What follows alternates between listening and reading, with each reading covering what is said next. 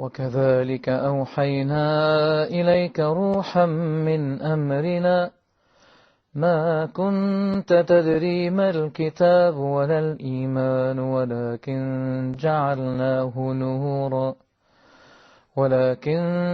جعلناه نورا نهدي به من نشاء من عبادنا وإنك لتهدي إلى صراط مستقيم صراط الله الذي له ما في السماوات وما في الأرض ألا إلى الله تصير الأمور. After those long dark nights, now my world is bright. Islam is my sight. Now I found the light. After those long dark nights, now my world is bright. Islam is my sight. Now my world is bright. Islam is my sight.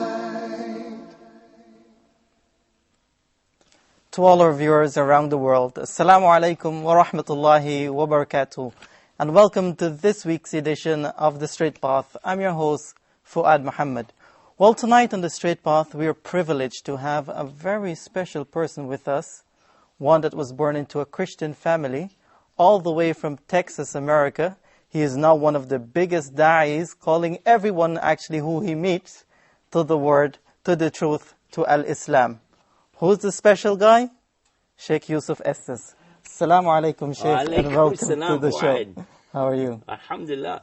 I'm kind of surprised to be here tonight. We've been working with Huda making these TV shows, and for you to invite me on this program tonight was kind of a surprise to me. I didn't know that...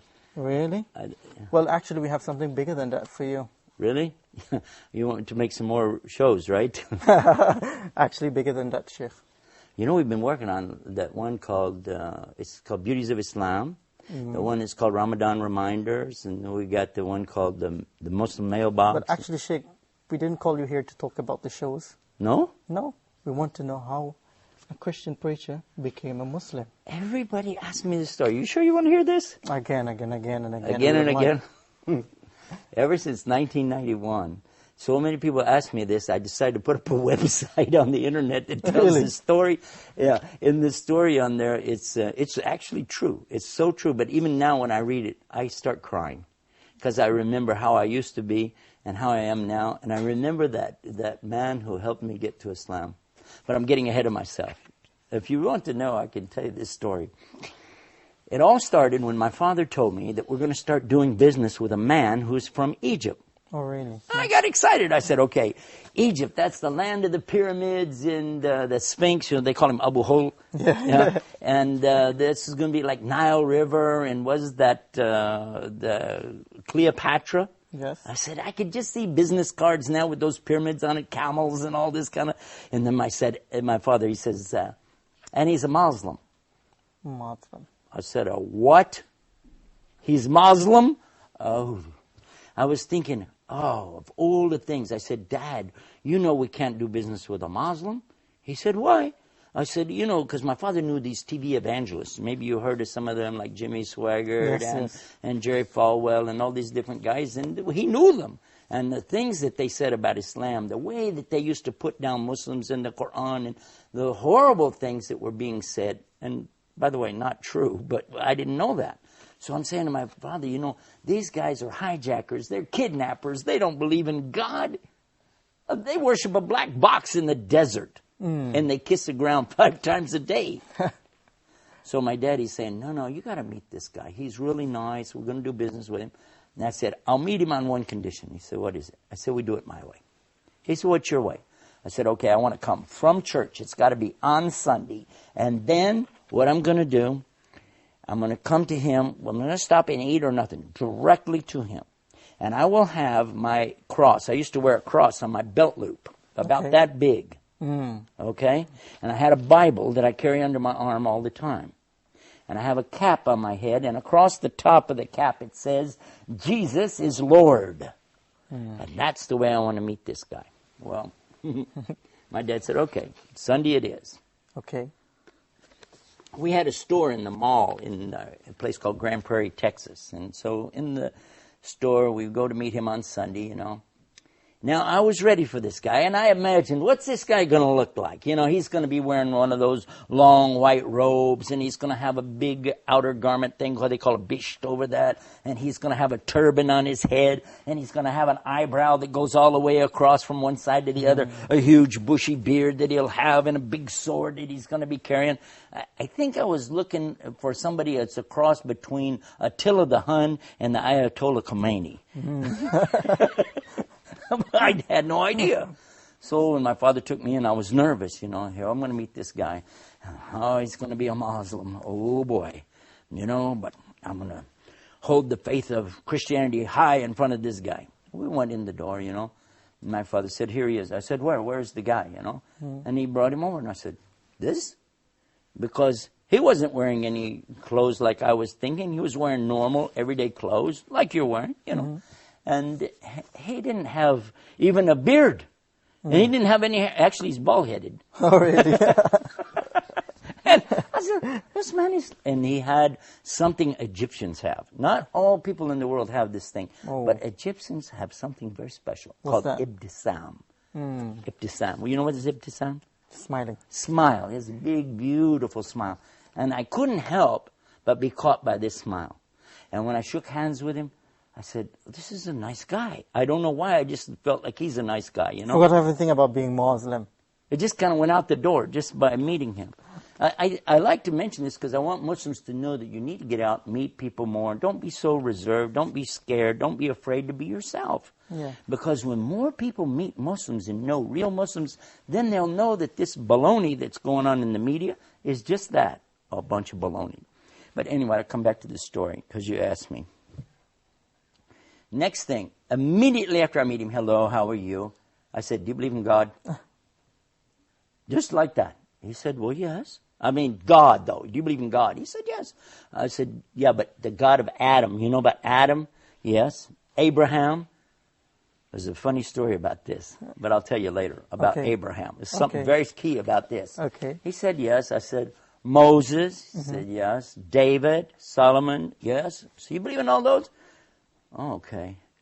You believe in the Bible? He said, yes. You believe in the Old Testament, though? Yes. But you don't believe in the New Testament? He said, yes. Too many yes. I'm going, what? How? I said, yeah, but you don't believe in Jesus. He said, yes.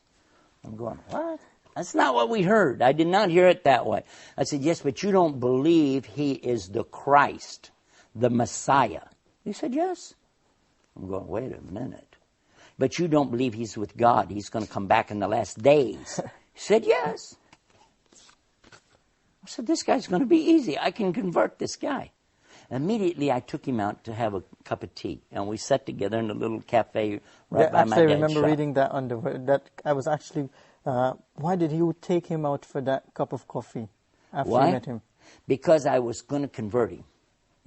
That was it. I'm this was going the to sit guy. right there the first day. I said, wouldn't that be something? I can convert him on the first day. Wow. I was ready. You had ambitions. I mean, that boy, I'm going to get him now. So I started talking about Abraham. I'm telling him the story of Abraham and his son Ishmael, his son Ishaq, Isaac, as we call him in English, and the story of how Abraham has to sacrifice his son. And he's sitting there going, yes, that's what we believe. We believe that. I said, yes, but what about this point right here where a ram has to come in and be the salvation because there's the substitute and it's so and so, and I'm going on. And he said, yes, we believe that. I was thinking, now, wait a minute. I had talked to another priest friend of mine. Okay. He's not a priest, he's a preacher for the born-again Christians. And he told me to be real careful with these Muslims. But for sure, he was telling me, read this to them because they don't believe this. And he was saying he did believe it. I was thinking, So step by step, I was thinking, we can do this. I went back to my father. I said, Dad, I want us to do business with this guy. My father said, okay, great. I said, because I can convert him. And my father, he's so sweet. He said, leave him alone. He has his religion. We have our religion. He's a nice person. Just, you don't need to convert people. I said, no, this is our mission. We have to save people to the Lord. My dad said, listen, it's up to him to save the people, okay? Subhanallah. Yeah, my dad said that. I'm thinking, no, I got to convert this guy. So we start doing business. Why were you so eager to convert him? Why? Huh? Why were you so eager to convert him? Well, to be honest about the thing, you see, I was out on the streets going around doing what we'd call in English, Arabic, when Muslims, we say street dawah. That's what I used to do as a Christian. I would be in the streets and I would have my Bible and I would witness. They call it witnessing, you know. Yeah. I think that's a good comparison, witness, dawah. And I would go up to people like drug dealers or prostitutes in the street. Anybody, I see them, they're downtrodden, poor, they don't have a home. If I have anything, if I have some money, I will give it to them. And well, they're saying, oh, thank you, and give them some food, anything. And then at the same time, I start bringing them the message of the Bible. And I would quote to them many of the scriptures in the Bible, the good things, the things we as Muslims know, or, we should do it too. There's no doubt about it. These are good teachings, very moral and upright things. And so as I was doing these things, I felt a need to call the people to Jesus. Yes. And that's what I wanted to do with this man. And I was told these Muslims are very dangerous people. They don't believe like we believe, and they're, just stay away from them. And I've been warned in a number of times. By your friends? Yeah, by other preachers, actually. Preachers. Yeah. So then the next thing that happens, we start traveling together. This gentleman from Egypt, I can't remember the name of the city he's from, but anyway. So as we're traveling together, working together, I watched his character and I thought, wow. Every time it was time for him to do what he calls salah. Mm-hmm. Salah means like the connection between you and Allah. And it doesn't really mean prayer. It's bigger than that, but you know that. Anyway, so he would stop. Whatever we're doing, he'd say, excuse me for a few minutes. And I would watch him. And we're doing business. We're trying to do this. Here he goes. Walk over there and you'd see him and bowing and putting his head on the ground. And in the moment he would put his head on the ground, I'd say, look at this. This is so unbelievable. A human being, a strong man who's willing to humble himself to put his head in the dirt in front of his Lord. This is an amazing religion. If you can get a human being to humble themselves like that in front of God, like this, and fasting, not eating, not drinking during the daylight hours, I didn't imagine to see something like this. And then, on top of that, here is a man who had some moral teachings about him that, and I can't even describe it even now, but I'll give you an example and let you think about this. Watch this. One day, I had two little daughters, one about this big and one a little bit bigger than that, I guess, And so to the older of the two, she's about 5 or 6, I guess, he says to her, would you like to borrow $1? And I thought, borrow $1? What's that? You want to give a kid $1? Give him $1. What's this borrow $1 thing? 5 years old she was at that time. So he gave her the $1, and I told him thank you for that. I was thinking, because in Texas we actually say, hey, can I borrow $1? Borrow $10, borrow 20. We don't mean we're going to ever pay it back, by the way. That's the kind of borrowing we're talking about. A few days later, he asked her if she had any money. She had like 4 quarters, something like that. And he said, okay, give it back. This is the $1 you owe me. And I thought, oh, how tacky. Who's this man, And I asked him, I said, what's that? He said, well, do you remember another time that I borrowed $1 from her and I paid her back? I did remember that. Yeah, one time he asked her for $1 and I thought that was tacky. But then he gave it back. And now he's asking her to pay it back. And I'm asking him, what's this about? He said, it's training the children to learn the responsibility of the value of the money and the value of your word and how you live up to what you say you're going to do. He said, and it was less than 2 days, not because children's memory wouldn't last that long, but within 2 days, he did this. And I realized that this is a huge teaching in business. And he said, and another point is, it must never be more than the original amount. Because no riba in Islam, there's no usury, no interest. I thought, wow. I said, let me watch this guy a little bit more, Step by step, I watched his character. And then one time we would go to these flea markets and things like that, put out these tables with stuff. I get a lot of stuff that is outdated merchandise. The dates on it are so close, no store would sell it because it's going to expire. In the United States, it's a big deal, you know. So if the date's going to expire within 2 or 3 days, nobody would want it, you know. But you could sell it at the flea market. And it's what we had. So I have the table lined out with stuff. You know, a lady came and she started to buy some things. And he reached under the table and was giving her things from under the table. I said, what are you doing? He said, I'm giving her this. I said, look, this has got 4 or 5 more days than this. Give her this stuff. He said, I can't do that. It's not my religion. I said, what? He said, this stuff here has only got 1 day left. Now, this stuff here has more days. I said, but that's why we put it up there. He said, that's not for me, okay? He said, you can do it. I don't want to do that. I said, okay, do whatever you want to do, you know. He was an amazing man. And I kept thinking, you know, if we get this guy in Christianity, we're going to make him a saint right away. Maybe even an angel. So you still wanted to convert him? Huh? So you still wanted to convert him? Of course! What part of the story are you missing here? Hello? That's my goal. I haven't thought about anything else. So then another strange thing happened. My friend, the other preacher, he used to carry this big cross. He would bolt it together. It was about 14 foot long. And he would carry that big cross and walk down the street. And when the reporters, journalists, TV people would come out and ask him questions, and he'd be telling them about the Lord, and he'd give out these pamphlets he had and collect donations. And so, and this was really funny because he had a heart attack. Now, it's not funny to have a heart attack, but it's what happened next. I would go visit him every day in the hospital. And while I was in the hospital with him, another man was in the room with him in a wheelchair. So I go over to this other gentleman and I start witnessing to him. And I've got a Bible under my arm and I got my cross with me. I got my hat. Jesus is Lord. And I'm telling this other man in the wheelchair about Jesus loves you, about the Bible. And I asked him, where are you from? He said, I'm from Venus. I'm going, Venus? Venus, Texas? He said, no, the planet. I'm going, oh, it's crazy. I thought this was a cardiac ward. Maybe it's the nut ward, you know. It turns out, though, that he had been very depressed. And this heart attack had really hurt him, you know. And not just physically, but, you know, mentally and things because he couldn't do what he wanted to do in life. Shaykh, can you stick a point there? We just want someone to meet you, actually. Can you please come? Assalaamu alaykum. Alaykum Shaykh Yusuf. Assalaamu alaykum. Rahmatuallahi. Alaykum. This is Mr. Ahmed Fahmi, or Just regional wanted to director. greet you. You're the regional manager for How are you? Huda TV. Nice having you with us, man. By the way, I got you a surprise. Yeah? Yeah.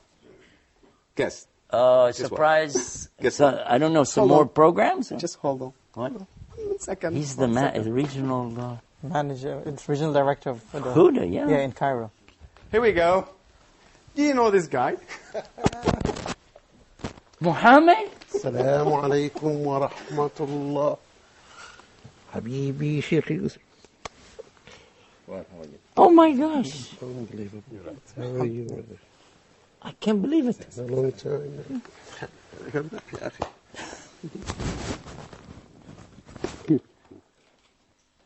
How are you, man?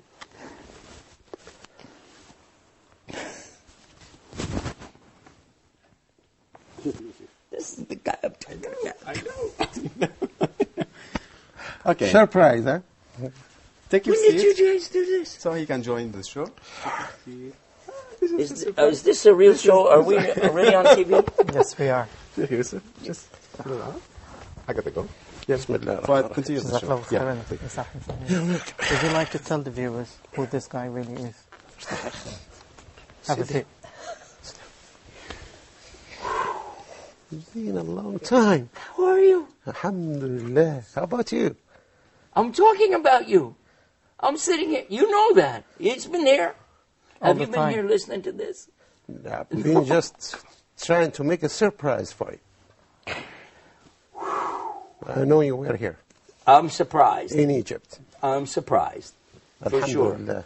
I'm glad to see you in a good health, and talking about me too. Is this really, we're still broadcasting? This Yes, is- we are. Okay. All of this is on camera. Because otherwise for I the want to viewers. just take him and we're going to go out and... We'll do This that. is Muhammad Abdur Rahman. This is the man I'm telling you about. This is MashaAllah. Allah يحييك Shaykh Yusuf. this is the light for Islam to me. Allah MashaAllah. يبارك فيك. Wallahi, I am so impressed of what I hear always about you and what I watch on the TV. May Allah reward you for your efforts and your strength in keeping your path like this for 17 years now. Every time I tell the story and I think about you, Allah يخليك Shaykh Yusuf. I thank Allah so much that He sent somebody like this man. Why? I don't want to talk about you in front of your face. This is embarrassing. No, I hear. But this man, if Allah would have sent anybody else, I would not have listened to them. Subhanallah. No, Why? it's okay. Why? Because you remember I was just telling about the priest and the one in the wheelchair. I was just telling you the story.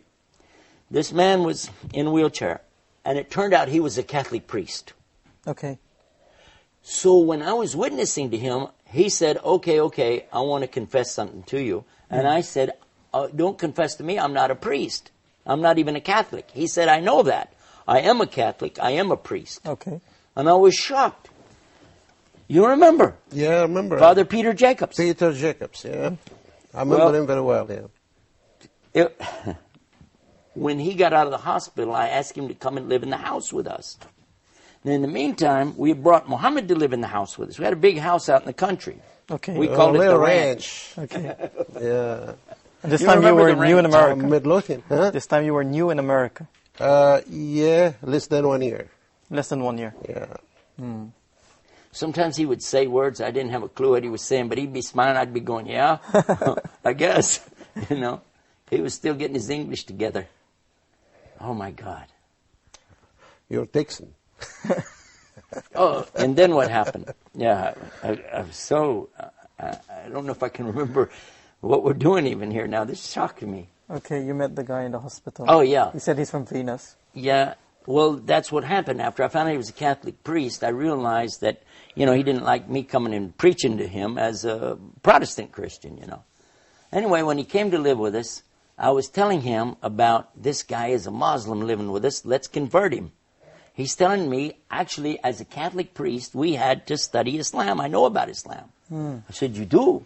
He said, yes, it's a very important religion, and it has this and this. He's known the 5 points of Islam, you know, the pillars. Yes. Believing in Allah and His Messenger and performing the salah, the prayers, fasting Ramadan and paying zakat, the charity, and also making pilgrimage. He knew all about these things. So then we would sit around the table at night. Now here's what we do. Clear off the table after the food. And then nonchalantly, let's just discuss the Bible in front of our Muslim friend. So I bring out what? The Revised Standard Version of the Bible. My father brings out the King James Version of the Bible. A different version. My wife had, she Everyone. had the Jimmy Swaggart's Good News for Modern Man. Sure. And then the Catholic priest has a totally different Bible. Because these books are all 66 books each, okay? But the Catholic version, which is much older, in fact, the Christian Protestant Bible comes from the Catholic Bible. But the Catholic Bible has 73 books. What happened to the other 7 books? Nobody knows. Anyway, here we are. We're talking about which book. No, my book. No. And my book says in it that the Malik James, the King James Version, is having grave defects. It needs to be retranslated. And my father's saying, no, this one, no, that one, so and so. And finally, I'm embarrassed because we're arguing in front of him. I said, okay, but just change the subject. How many versions of that Koran thing do you have? Yeah. Okay. Let's take the answer from him after we take this short break. Stay tuned, viewers, as we speak to Shaykh Yusuf Estes and the person who gave him Shahada, Brother Muhammad Abdur Rahman, after the break. Stay tuned. My world is bright. Islam is my sight. Oh, my world is bright. Islam is my sight. Assalamu alaikum wa rahmatullahi wa barakatuh, and welcome back to The Straight Path. We're talking to Shaykh Yusuf Estes and his journey to the straight path, along with the brother who gave him Shahada, Brother Muhammad Abdur Rahman. Alhamdulillah. Welcome again to the show, Shaykh. Marhaba, Shaykh Yusuf. So we were talking about 5 of you on Brother Muhammad. Yeah, I think probably we should let the people know. This is live, yeah? Of course. So you have call-ins, right? Yep. Okay, we should probably let the people know then that we're going to hold up any calls Okay. until after we complete the story. I think it's better. What do you think?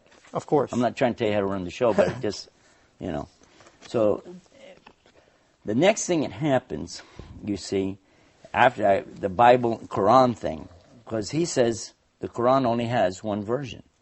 And there we are. We're here with all these different versions of Bibles. He's saying Quran is only in Arabic anyway.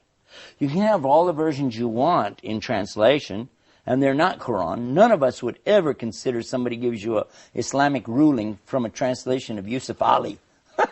No way. Would never accept that, right? I agree. But if you look in the Quran and you see something clearly said, this is haram, this is halal, permitted, or something is forbidden, okay, then that's fine.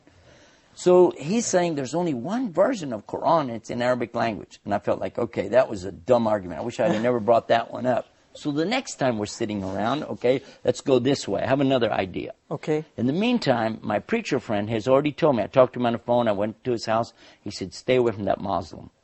Stay away from them, and whatever you do, if he brings that book, that Quran book, don't touch it. Don't read it. You had any idea they were planning this? No, at all. Conniving and planning is what we were doing. How to convert this Muslim to Christian. Allah, this is the first time I know that now. You didn't hear that? But you had in any part of meeting Shaykh Yusuf back then, Uh-huh. you had any intention to convert him as well? No, it was just a business deal. That's all. Then it turned to be what happened. But originally it was just A business simple deal as business far as deal for you. concerned on my part. Subhanallah. So now the next thing I was thinking about, okay, let's go another route. So we clear the table after another meal on another night.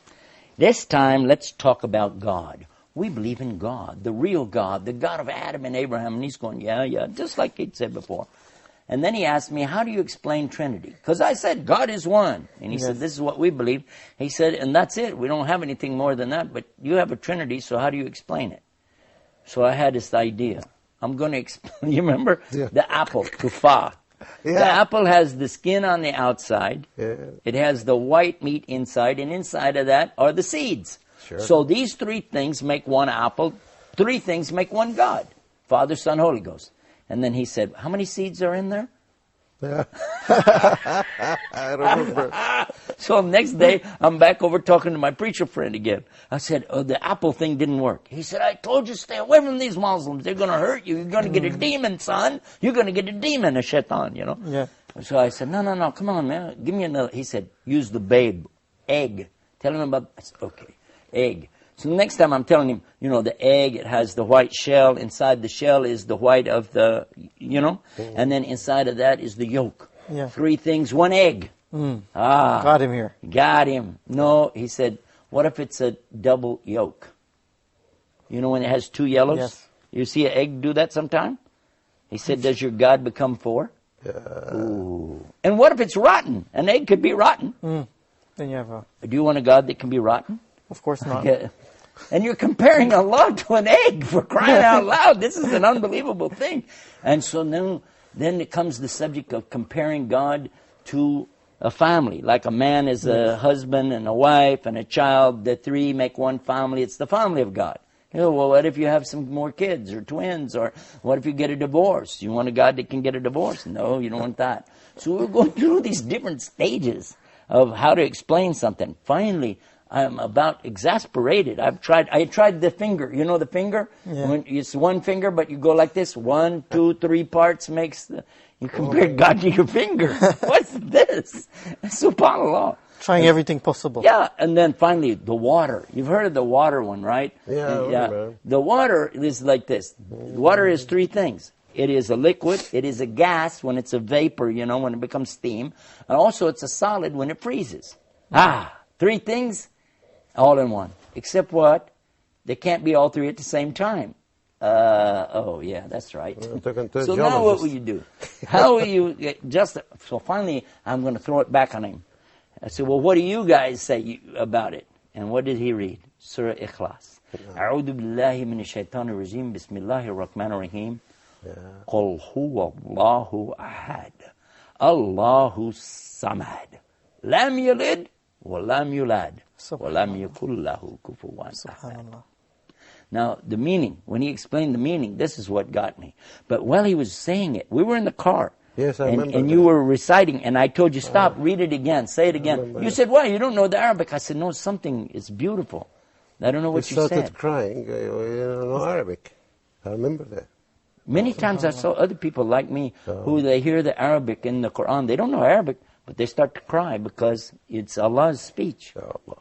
And when the heart is real and sincere, it recognizes Allah's speech. Subhanallah. It does. The heart does, yeah. It's not a joke. Now, if somebody's a non-believer, won't believe that anyway, so who cares? But if somebody believes, they will recognize this Quran, this speech of Allah. And I want to come back to this. So now, I'm perplexed. I'm stressed out over this thing. I can't convert this guy. In the meantime, he brings a Quran. That big, remember the big Yusuf Ali translation? Arlington Mosque, yes, sir. He got it from the mosque. Arlington Mosque, yeah. Yeah, and he brought it, and he set it on top of the counter in my dad's store. It was set up there.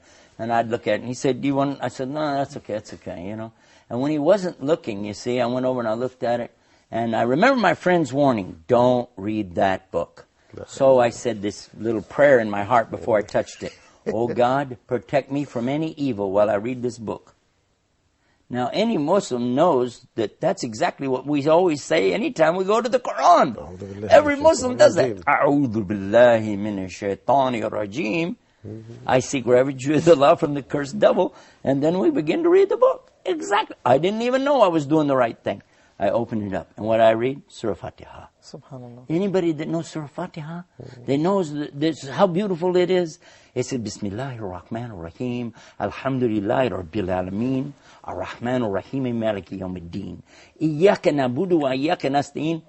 Ihdina siratal mustaqim, siratal ladina an'amta alayhim, ghayril maghdubi alayhim, waladallin.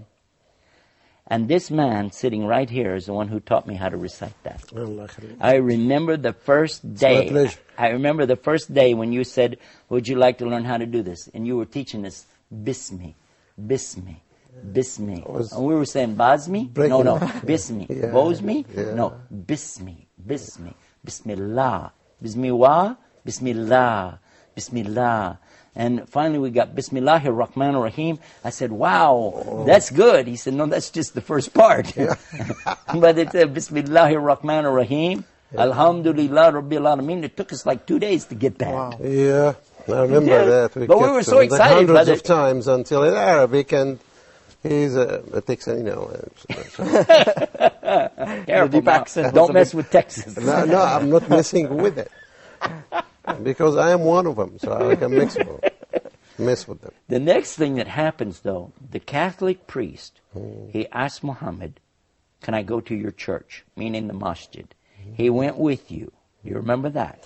Yep. And they were having all this business going on, and so-and-so in the mosque at that time. So, the Muslims are the biggest enemy to Islam in America. But that's another story. Very tough period, yeah. Yeah. So when you brought Peter back, Father Peter Jacobs, when he came back to the house, do you know what we did? My wife and I took him aside and we said, what did they do in there? Did they slaughter any animals? Did they make any bombs? What were they doing?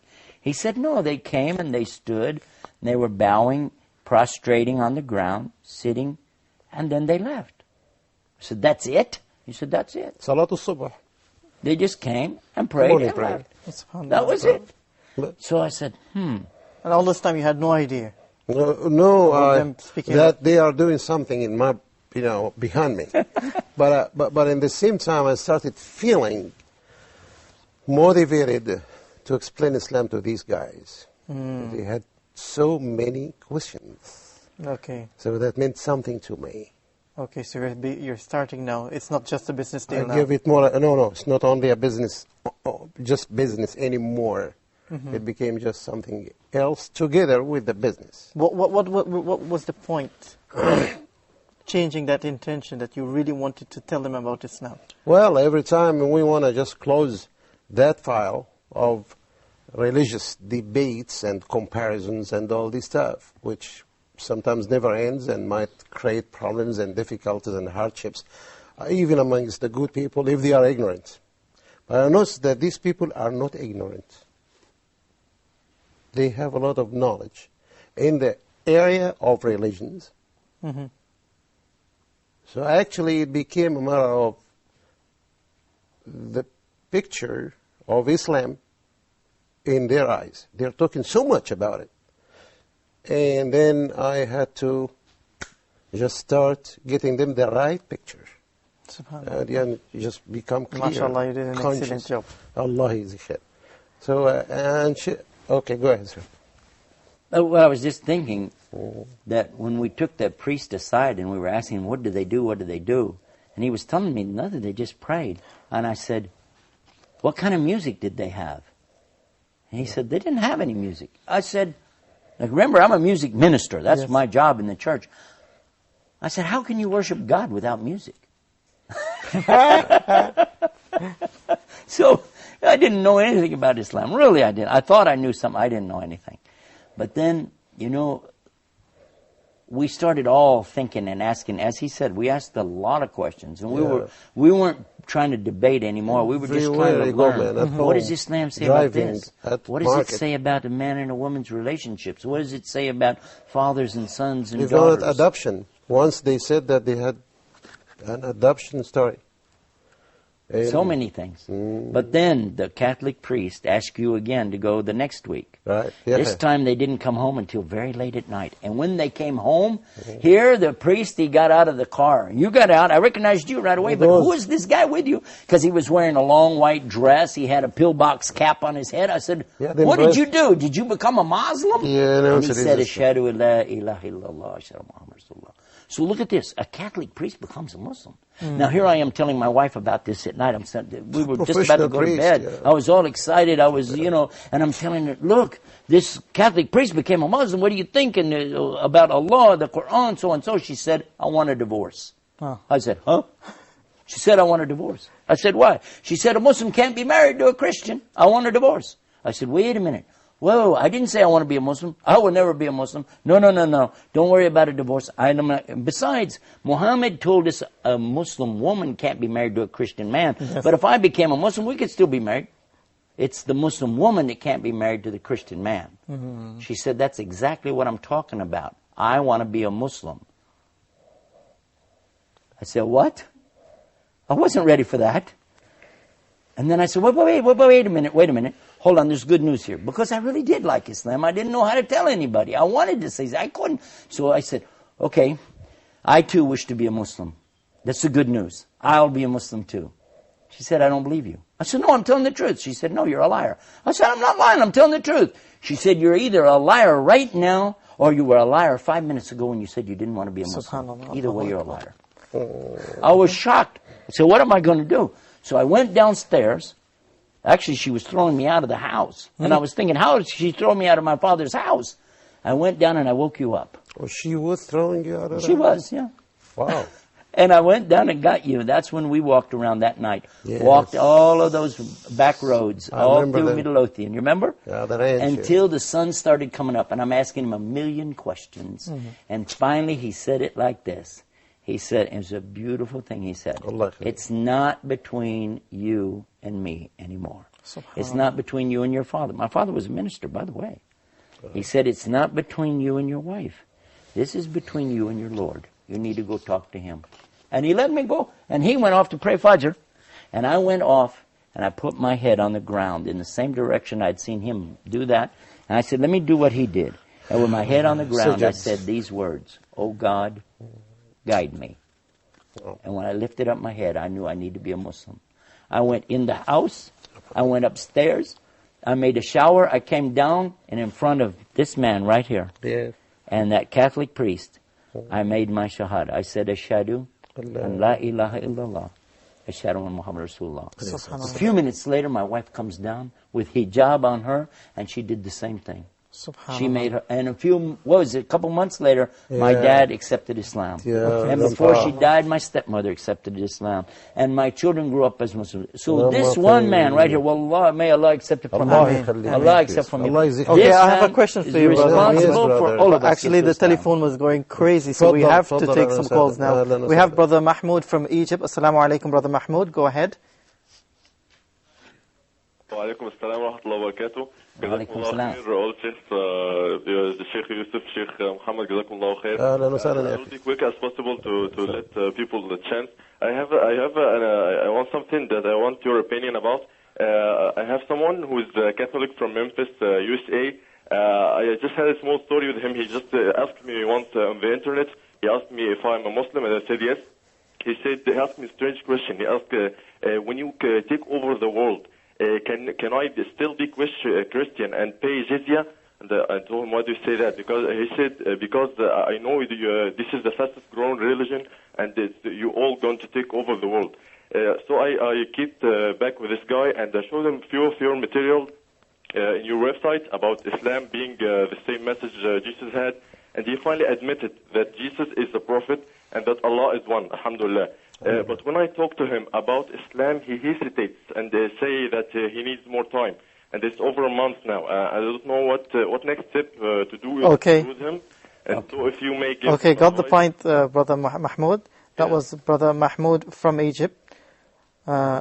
Just before we take his question, when he and his wife took Shahada in front of you, what was that feeling like? I was expecting it.